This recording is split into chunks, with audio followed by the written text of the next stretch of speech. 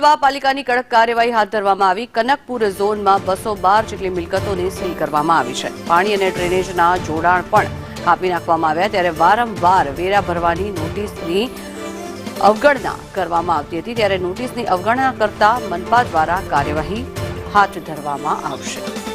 વધુ માહિતી મેળવીએ સંવાદદાતા મનીષ પરમાર જોડાયા છે। મનીષ, પાણી અને ડ્રેનેજના જોડાણ પણ કાપી નાખ્યા છે। વધુ શું કાર્યવાહી હાથ ધરવામાં આવશે? કયા કારણોસર આ કાર્યવાહી?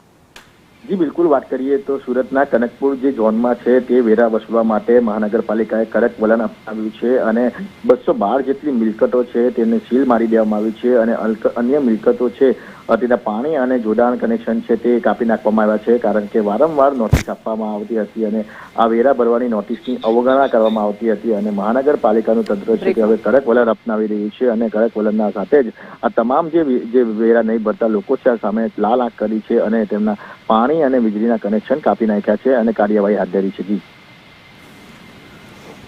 જી આભાર મનીષ, સમગ્ર માહિતી।